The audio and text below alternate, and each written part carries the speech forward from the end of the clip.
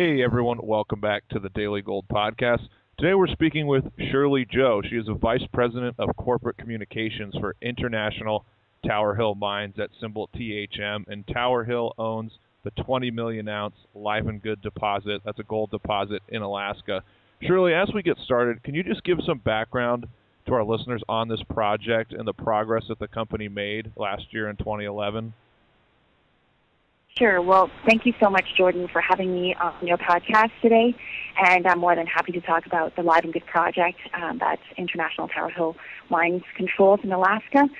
First, in terms of background, the Live and Good project is a 20 million ounce gold resource. It ranks in the top 2% of gold deposits discovered in the last 20 years and is one of three of the largest undeveloped gold mines located up in Alaska. In 2011, some of our biggest achievements were that we were able to convert the majority of that 20 million ounce gold resource at Live and Good to the measured and indicated categories. This significantly increases the confidence we have in that resource and allows for better mine planning when we complete our pre-feasibility study.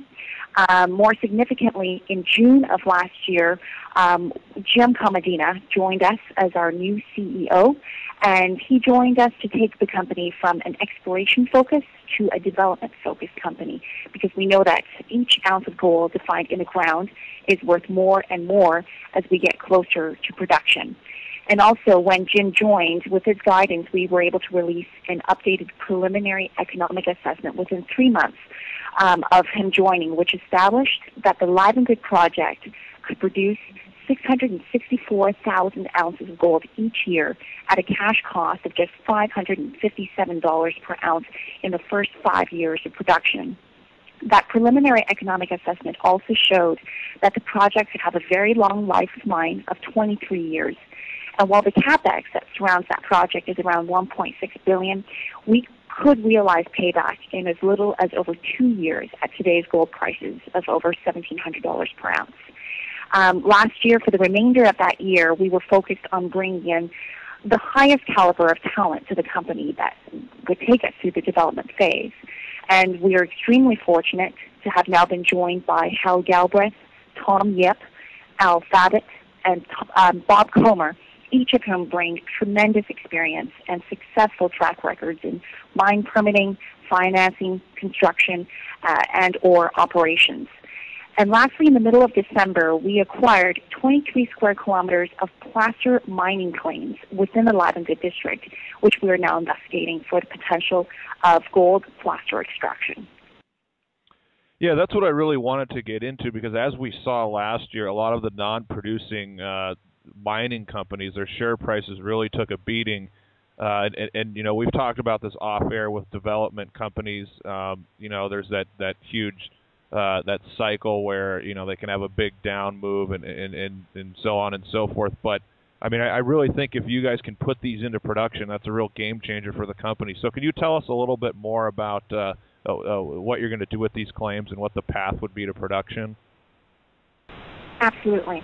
Well, as our preliminary economic assessment showed last year, our large Live and Good project has a production start date of around 2018, which is, you know, we recognize that that's something that's further out for a lot of investors to look at. It's a very realistic timeline because it'll take about 2 to 3 years for us to get our permits on the project, but we recognize the need to look into any opportunities to achieve production in the short term, even if it's on a much smaller scale. And we were able to identify that the best opportunity to do this was in the placer claims that lay all around the Live and Good deposit. See, the Live and Good area has seen placer mining for the last 90 years, and the state of Alaska still issues out dozens of placer mining permits every year. Most, if not all, of the placer operations in the Live and Good area was conducted on a very small scale by families or small businesses in much lower gold price environments. So we believe that at today's gold price, there's still alluvial gold in the area which can be economically extracted if we were to conduct a much larger and more efficient scale placer operation. Now, we are currently working on a resource estimate on the gold content and grade of that alluvial gold, which we anticipate putting out by the end of February. So that's the end of this month. Following that, we plan to complete a preliminary economic assessment based on that resource on the placer to determine the economics and potential gold production figures. And we expect this report to be completed sometime in the second quarter of the year. And if the resource and the assessments are positive, we would immediately proceed to permitting of the placer.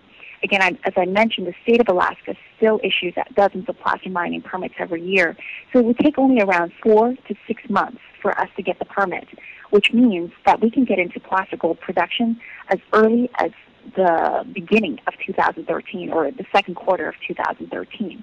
And, if we were able to go into production, it means a lot, I think, to our investors because we would generate immediate cash flow starting next year. We would see less dilution, that sort of thing. Yeah, I want to know, in your opinion, would this production of these placer mining claims, would that have any impact to the market in regards to major production at Live and Good in 2018, as you said? I mean, does it de-risk the company in that way? Well, I think we need to look at the placer operation and the development of the larger Live and Good deposit as two separate things that are happening concurrently with each other. They're going parallel with each other, but they are separate operations. So we have a team that will be dedicated, a smaller team that will be dedicated to getting the placer operation running in the short term, while we have our main development team still very much focused on advancing the large Live and Good development project. So while they both proceed, in terms of de-risking the larger project, it really comes down to being able to generate some short-term cash flows. As you are able to get some short-term cash flows, I think investors tend to like that and would be more willing to buy a stock that is actually making cash rather than one that's just burning cash. So apart from that, it's difficult to say at this point how else it can benefit the larger project, apart from the fact that we were able to self-finance some of our development costs.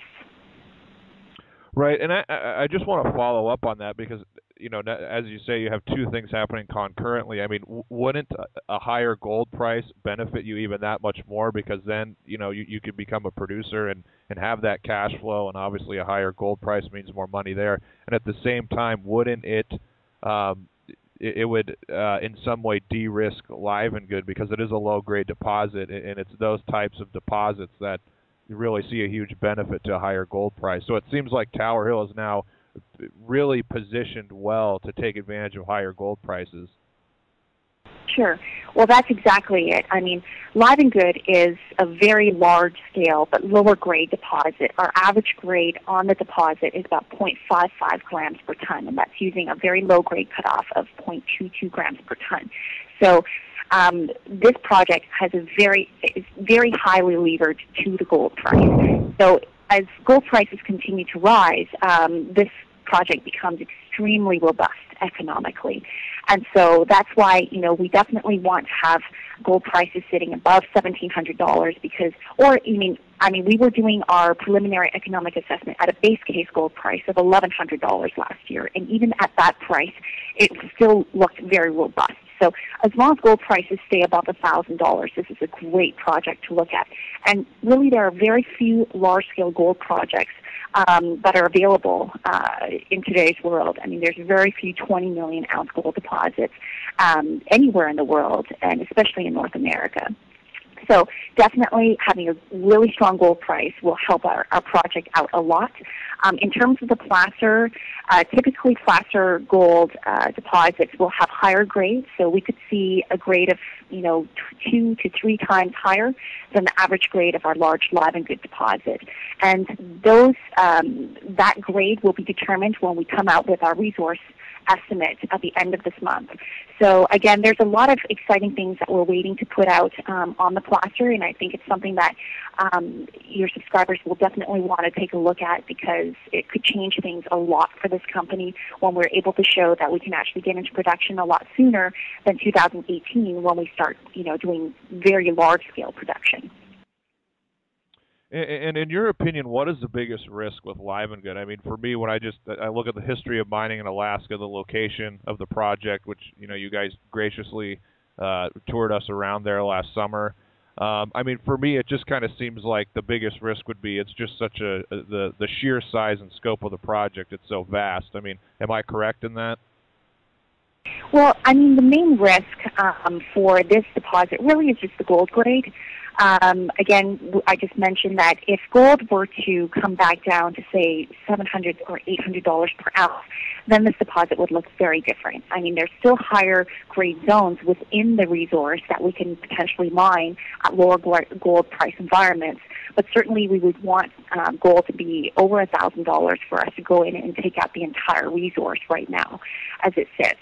So I think that's the biggest risk. The only other thing really is, the timeline for permitting. The greatest thing about Livengood is that it's located in interior Alaska. There are two other very large gold deposits in Alaska that unfortunately do not benefit from the kind of infrastructure access that we have.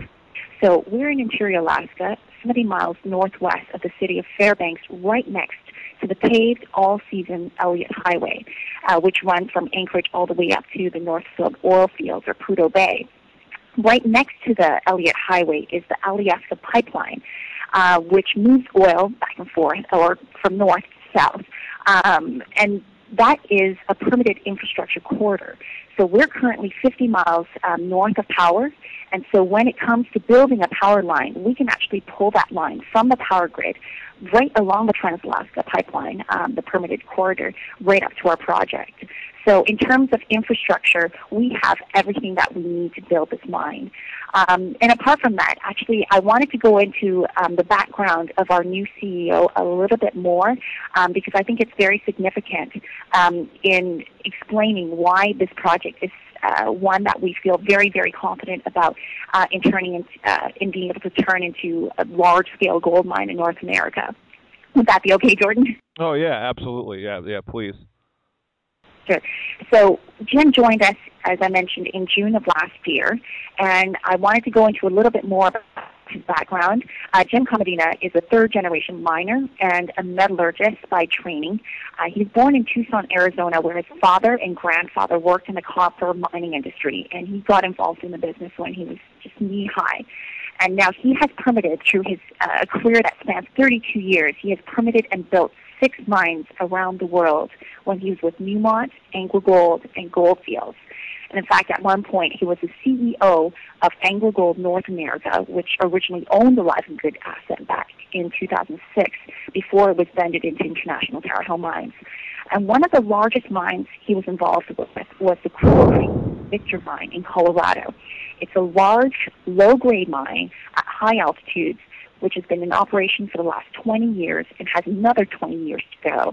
So he's no stranger to large-scale, bulk tonnage surface mines, which is what the Livengood deposit is envisioned to become.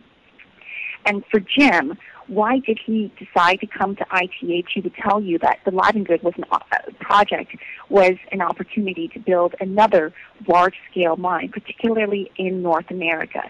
And for him to decide on joining any company, the most important factors that he would look for was access to power, infrastructure, water, and the quality of the project. And we had all of that. So again, I already mentioned that we are located right next to a paved highway, a Trans-Alaska Pipeline, which is a permitted infrastructure corridor. On the environmental front, we have been conducting environmental baseline studies since 2008, and everything that we found has shown that we can successfully manage the permitting of this project, as we have no native land issues. There are no communities nearby. The nearest community to us is 40 miles to the west, and it's a very small village. There are no migratory fish issues or endangered wildlife species anywhere close to us either.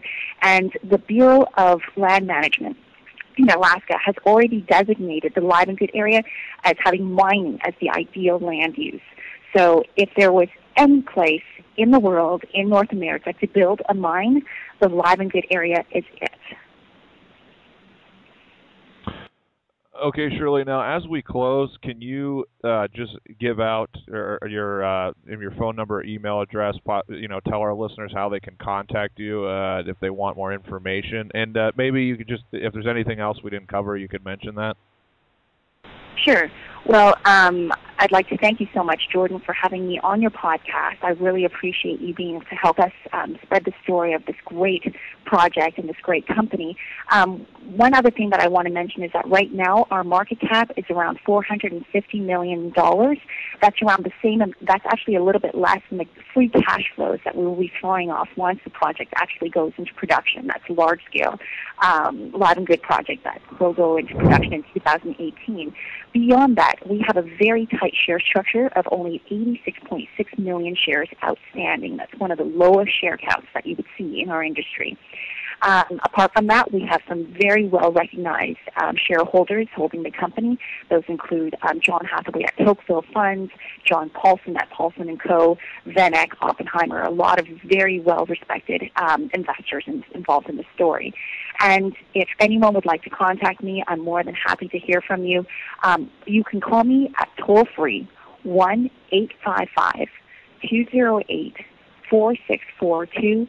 You can also find that number on our website, which is www.ithmines.com. Again, that's www.ithmines.com. And I can also be contacted by email, and all of that information can be found on our website. So with that, thank you so much, Jordan. I really appreciate you putting me on the show today, and I look forward to speaking to you again in the future and some of your subscribers. Well, Shirley, thanks so much for your great information and analysis on the company. I really appreciate it. I'm sure my listeners and subscribers will also. And yes, I do look forward to having you back and hearing more about the development of these placer mining claims. Thank you very much, Jordan. I do as well. Thank you.